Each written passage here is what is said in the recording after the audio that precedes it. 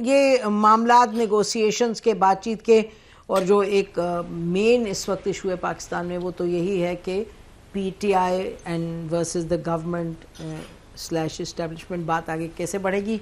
Dialogue इन्होंने कहा हम ख़त्म हमने कर दिया है। प्राइम मिनिस्टर ने कल फिर से ऑफ़र किया डायलॉग का। उन्होंने कहा ये पार्लियामेंट्री कमेटी बनाते हैं, लेकिन PTI ने उसके हवाले से बिल्कुल फ्लैटली रिफ्यूज़ कर दिया। कमीशन बनाए तो हम आएंगे। हमारे साथ मोहम्मद मालिक भी, इनसे भी क्विकली इनपुट लेते हैं और हम पूछते हैं इनसे कि क्या मामला है। फैसल, क्विकली बताइए, यू बीन मीटिंग इमरान। देखिए, हमारा तो बड़ा सिंपल सा मुतालबा था। हमारे 2 मुतालबात डे 1 से पता है मुतालबा। उसके ऊपर जो पार्लियामेंट ने, जो वज़ीर-ए-आज़म साहब ने बात की है, वज़ीर-ए-आज़म साहब ने basically just for the sake of एक बात की है, वो पार्लियामानी कमेटी का कोई नतीजा नहीं निकलना। उसकी वजह यह है कि मुज़ाकराती कमेटी में बड़े पावरफुल लोग थे। डिप्टी प्राइम मिनिस्टर थे, स्पीकर साहब कन्वीनर थे, 2 मुशीर थे प्राइम मिनिस्टर के, लेकिन तमाम तर एफर्ट्स के बावजूद, और उन्होंने जेन्युइन एफर्ट्स की, मुलाकात की। जेल में मुलाकात नहीं हो सकी। जो जेल है वो पंजाब हुकूमत के नीचे आती है और हम शोर मचाते रह गए। कल भी सियासी जो हमारे लोग गए हैं उनकी भी मुलाकात बावजूद कोर्ट ऑर्डर के होने के बावजूद लॉयर्स की तो हुई है, और वो लॉयर्स की तो उसमें ड्यूरिंग वो भी हो जाती है। लेकिन इशू ये है कि हमने पहले दिन से ये कहा कि हमको आपके साथ सिर्फ बैठ के गुफ्तगू करके उठना नहीं चाहते। हम संजीदगी के साथ आए। इवन जब इमरान खान साहब को सजा हुई ये अलकादर में, तब भी हमने कहा कि जी वो सजा के बावजूद मुज़ाकरात हम करेंगे। लेकिन मुज़ाकरात के बीच में आपने हामिद रजा के घर पे छापा मारा, उसके मदरसे पे छापा मारा। वो स्पोक्स पर्सन भी हैं और मुज़ाकराती कमेटी के मेंबर हैं। यानी कोई दूसरा मियां गौस को उठाया आपने, ये दूसरे उठाया। अब हमारी थिंकिंग वेरी सिंपल सी, हमने मुज़ाकरात मुअत्तल नहीं किए, हमने हुकूमत के साथ मुज़ाकरात मुअत्तल किए। जो आपने एस्टेब्लिशमेंट के साथ है वो चल रहे हैं। अब मैं उसमें ये कह रहा हूँ कि हमारा ग्रैंड नेशनल एजेंडा है। हमने 3 नुकात रखे हैं। जमहूरियत की जमहूरियत को रिवाइवल, रूल ऑफ लॉ की इम्प्लीमेंटेशन, एंड लास्टली कि हम इंडिपेंडेंट जुडिशरी, इंडिपेंडेंट मीडिया। हम इसके लिए 3 चीजें कहां से आई हैं? ये इमरान खान साहब ने जो पॉलिटिकल कमेटी बनाई है, आप उनकी ट्वीट्स नहीं ना पढ़ती, आप ट्वीट पढ़ा करें। बहुत ट्वीट्स पढ़ते हैं। नहीं, मैं अर्ज कर रहा हूँ ना जी, आप चलो मेरी बात सुन लें कि आपने नहीं पढ़ी। ये 3 नकाती एजेंडा के ऊपर असद कैसर और उमर अयूब साहब की सरबराही में हमारी एक मुज़ाकराती कमेटी है, जो कि मौलाना साहब से भी मिली है, जो मुस्तफा नवाज खोकर, शाहिद खाकान से भी मिली है। अब ये जो पैका लॉ के ऊपर भी हम इनसे भी मिलेंगे, दूसरे जो स्टेक होल्डर हैं उनसे भी मिलेंगे। हम एक ग्रैंड नेशनल अलायंस, एक ग्रैंड नेशनल एजेंडा के ऊपर लेके आ रहे हैं। उसमें ज़ाहिर है जो उसमें हम तहफ़्फ़ुज़ आईने, हाँ बिल्कुल, तहफ़्फ़ुज़ आईने जो है उसका प्लेटफॉर्म भी है, और वो हम उसके ऊपर सबको ला रहे हैं कि हम आइन का रिवाइवल चाहते हैं।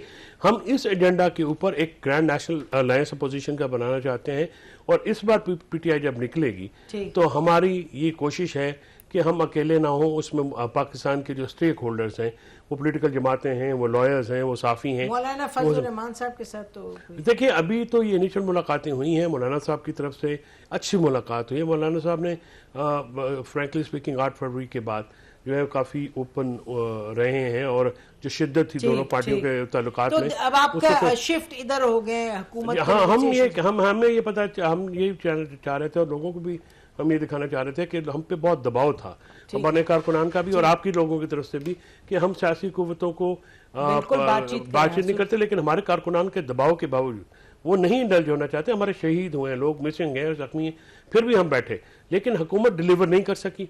और हुकूमत ने ये जो पार्लियामानी कमीशन बनाया, देखिए पार्लियामानी कमीशन आपने नहीं पॉइंट कर दी, जस्ट वन सेंटेंस प्लीज। पार्लियामानी कमीशन में रिजर्व सीट्स आज तक मुकम्मल नहीं हो सकी, सेनेट मुकम्मल है। हमारे मेंबरान, अब रिसेंटली मियां गौस को उठाया गया है, लखवी साहब को उठाया गया, हमारे कसूर के हाजी इम्तियाज के साथ क्या हुआ, जमशेद, जैसे एक लॉन्ग लिस्ट है। ठीक, मालिक आपने सुनी इनकी बात, और आपको मालूम है बैकग्राउंड वगैरह सारा जो इस वक्त अब तक मुज़ाकरात का हुआ है। आप किधर देख रहे हैं इस तमाम मामलात को जाते हुए? देखिए, ये अल्टीमेटली टिफ 2 लोगों के दरमियान में है, इमरान खान साहब और आर्मी चीफ के दरमियान में। ये है असल, जिसको आप कहते हैं निचोड़ उस चीज का, वहां का इशू है। ये गवर्नमेंट क्या बेचती है, गवर्नमेंट के पास कुछ है नहीं। आप पहले बात कर रही थी कि वो जब भट्ट साहब बता रहे थे कि जी वो तारड़ साहब से उस दिन बात हुई, आप सवाल कीजिएगा तारड़ साहब से, ये पूछिएगा कि उन्होंने किस शख्स को फोन किया था, शख्सियत को, और उनको कहा कि हम 8 दिन आगे करें, तो उनको कहा गया कि आप बस इसको पास करवाएं। सो वी नो कि रियलिटी क्या है चीजों की। जहां तक कमीशन का ताल्लुक है, मेरा तो ख्याल है गवर्नमेंट को बना देना चाहिए था।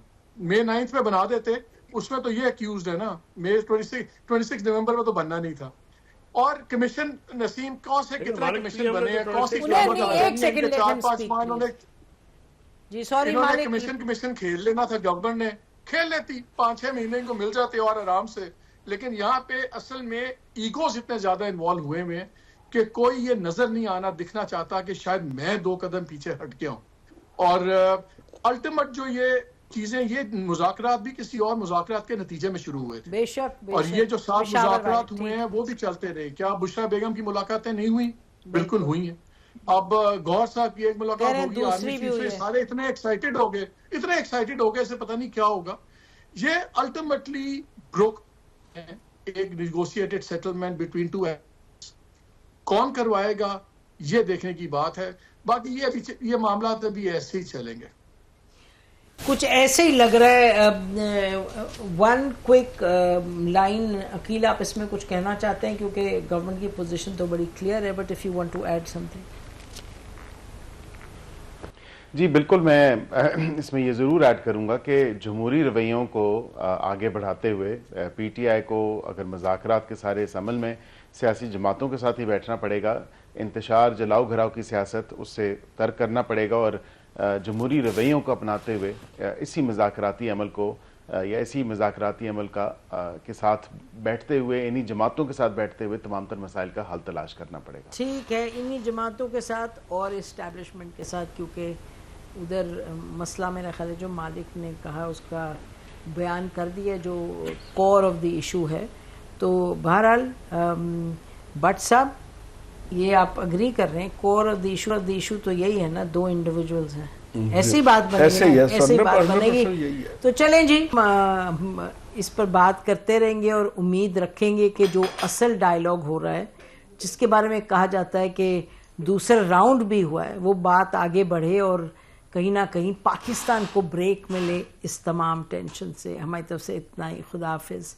पाकिस्तान जिंदाबाद।